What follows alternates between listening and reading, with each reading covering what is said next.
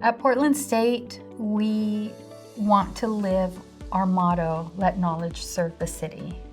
And in my role in the Office of the President, my goal is to bring in as many voices to campus as possible, to think about the future, to plan for our future, and be mindful of the ways that we will be impacted by the changing workforce, by climate changes and climate justice, and also thinking about the higher education pipeline and the exponential increase of Latino, Latine students coming to Portland State University and those who want to seek their continuing education is really important to us. We want to be of service to our community, and we want those students to feel like PSU is their home and a place that they can come and achieve their educational dreams. On June 14th and 15th, 2022, Portland State University gathered community leaders, PSU staff and faculty, and student scholars for the inaugural PSU Latina Futures Community Convening. As part of the process, we asked session participants about climate justice, the changing workforce, and the higher education pipeline. How do you think climate change is most likely to impact the future of our city, and what are the supports and tools communities most need to prepare for it? I think climate change is already impacting so many facets of our community. And we know that our gente are most disproportionately impacted because we're farm workers, we're construction workers, we're home care workers. We need a just transition.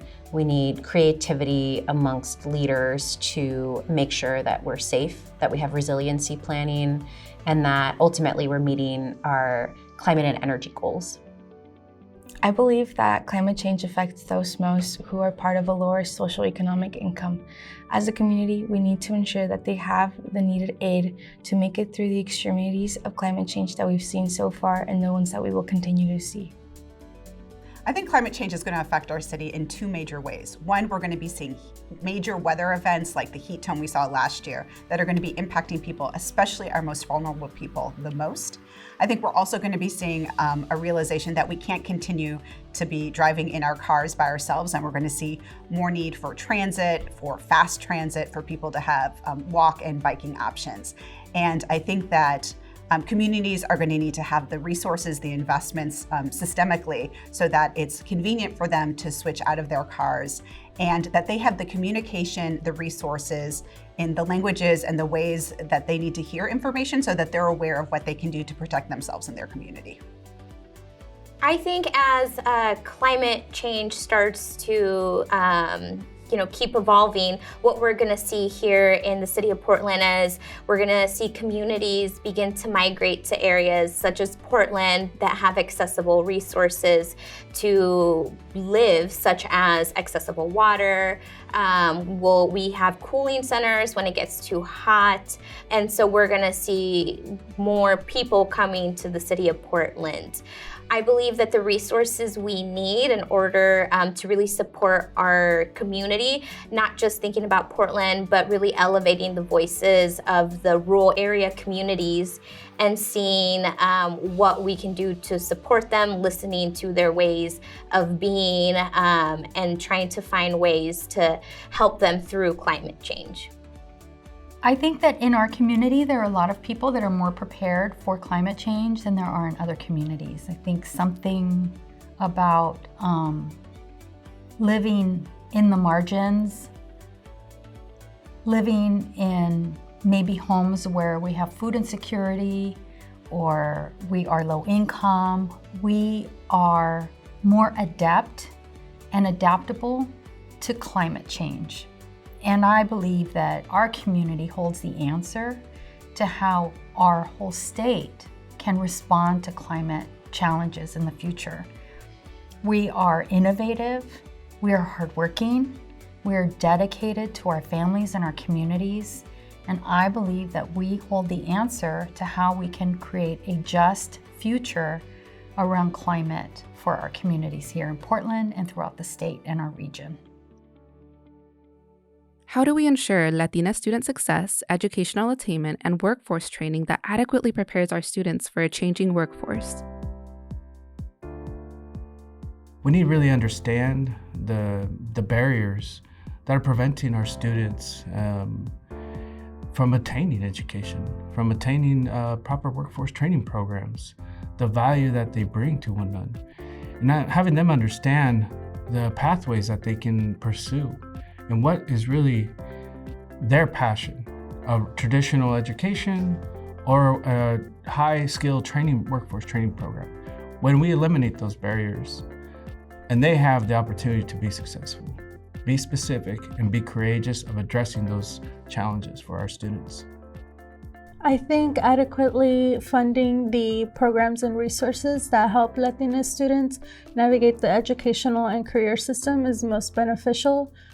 Just making sure that those resources are up to date and accurate with the changing workforce is very important, and making those tools accessible to the community. And we're still needing students to also be welcome and retained at universities.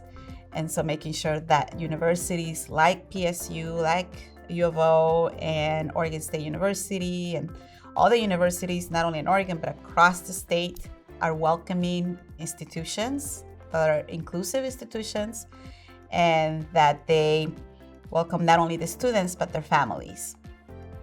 I think it's critical to look at education in the same way that we look at the speed of technology. So we need to make sure that we're matching what students are learning with what real-world applications could be. Helping ensure that our Latiné students will be successful in attaining careers once they finish training or post-secondary education. We need to look at changing our post-secondary higher ed system to ensure that they have access and it's affordable, that we retain students in school, and that we work in collaboration with industry to ensure that our students have a job once they've graduated. I think in order to prepare Latina students for a changing workforce and ensure workforce training, we need to support our Latina students in advocating for fair wages for the linguistic capabilities. It is usually said that a bilingual speaker is a 2-for-1 special because you can rely on their linguistic capabilities without having to compensate for that additional labor. Technology is significantly changing the way we work. What do we need to prepare our communities? What is the role of technology and tech justice in the future of a healthy, positive Portland? Technology as such, it's been such a powerful tool that has democratized a lot of the way we distribute information, share information, or stay connected. There is absolutely no doubt also in my mind that this crowdsourcing of knowledge, as well as technologies, as well as anything that we want to share, has enhanced the way we advance the progress of our communities in so many ways, socially, technology-wise, education. But that cannot be possible if many, the great majority in the planet, do not have access to that internet access that I mentioned earlier. And therefore, technology is absolutely nothing if it is not connected. So investing in those resources will be significantly important for us to make a better place in the future. I think technology is ever so evolving, and people need help to keep up with it, whether that means programs working one-on-one or through other sorts of programs that can help people keep up. Another thing is language, so making sure that technology can be available to everyone, to accommodate to everyone. And so I think it's gonna take a lot of leadership and a lot of work to make sure that our communities are not being left behind in the digital divide, and making sure that our students are walking away knowing what those barriers and challenges are, and that they are advocating for resources to close the digital divide. What do you feel is most necessary to create faith in community institutions, including voting and democracy itself? Yeah, there's no doubt that our community has lost a lot of faith in all of the different institutions here in the United States. They haven't felt that they've supported them in the ways that they need to be supported economically, financially, in their faith, in their politics. And one of the ways that that can happen is to begin to think about the saying of nothing about us without us, And so, that kind of trust is going to build at the speed of trust. And one of the ways that we can get people to start to build that trust is that those particular places are led by our community. Like having communities who raise folks to be leaders, to run for politics, to be in public office, and to teach each other how to do that so that they can have success in running for a future political office, to be on a commission, to be on a board, to be in all those areas where the decisions are made, and to be at the table. So I think the more that we have people who represent us, who look like us, who understand our life, the more likely we're going to be able to feel like we're being able to make a change in our communities, in our state, in our country, and that democracy works for us.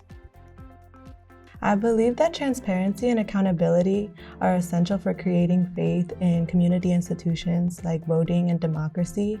But most importantly, I believe that democracy has to exist for us to have faith in it. We have to trust that our elected officials will defend our right to be here and to pursue happiness.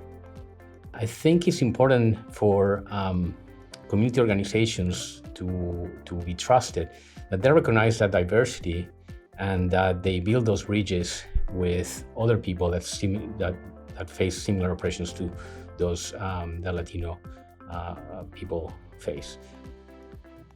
Right now, the way most people who are undocumented view the government, it's this attitude of trying to stay invisible as much as they can, the exact opposite of engagement.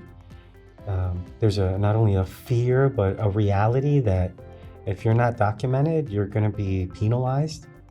How do you create trust when the first step somebody takes to reach out, we're going to punish them? Where do you think community engagement is strongest in Portland? Where is it less strong? Why? What could be most helpful to change that? Where we see the strongest community engagement here in Portland is in our communities. And when I say in our communities, I mean in our classrooms, in our grocery stores, in our nonprofit, in our community-based organizations, where people are talking to each other, engaging in culture and supporting one another. More investment in community-based organizations, especially community color serving organizations, to really deeply invest in the community directly. Oftentimes, people are interested in engaging in advocacy or civic life, but they really need wraparound support to help get transportation, childcare, food, help with their employment, a number of things so that they can be really active and engaged in our city's life. Once we know that we are wanted, once our families know that their opinions matter and that their experiences are important to us, they are more than happy to engage with us and to partner with us and be part of solutions and be part of the services that we can provide to our community. What we fall short is when the rest of the Portland Tri-County area communities trying to engage with the Latine community is very transactional. There's no relationship building. Oftentimes it's interpreted as needing to do an outreach to connect with the community, and that's very transactional. So what is missing is building relationships. The Latine community, we enjoy building community around family, food, with the places where our kids go to school. What is missing from the overarching population or communities around Portland metro areas, those individuals that want to engage with the Latine community, they need to come in the mindset that they need to build relationships that are everlasting. Community engagement requires that two entities come together to collaborate. Collaborate in a place of trust and in a place of mutual benefits. There's reciprocity. I believe the Latino community has a very strong relationship with nonprofit organizations, primarily because they come together to advocate for the needs of the community. And there's a level of trust between community organizations, especially nonprofits, and the Latino community. Where I see that there is a lack of engagement is with the business community. I attribute that to the fact that there is less representation in the business community of the Latino community. And when you do not see yourself in that organization, you are less likely to engage. I think it starts by helping our students access mentorship opportunities. So creating a comprehensive approach to how they learn about the different opportunities. So myself as a first generation college graduate, I didn't know anything about city government or regional government and the various positions that one can hold.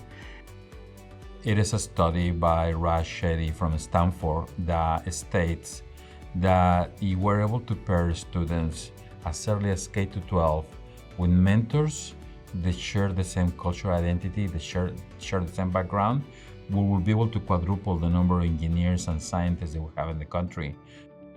The other thing that is amazing about Latino students that I encounter at Portland State is how well they manage new situations, new work environments that maybe our families did not know. So for example, first-gen students navigate higher ed when their parents maybe did not go to college or university either here in the States, or their parents didn't go to college or universities as immigrants in their countries of origin. So negotiating new work environments, educational environments is quite an asset. It's frustrating for some of our students to negotiate such spaces, but it is an asset to even be here.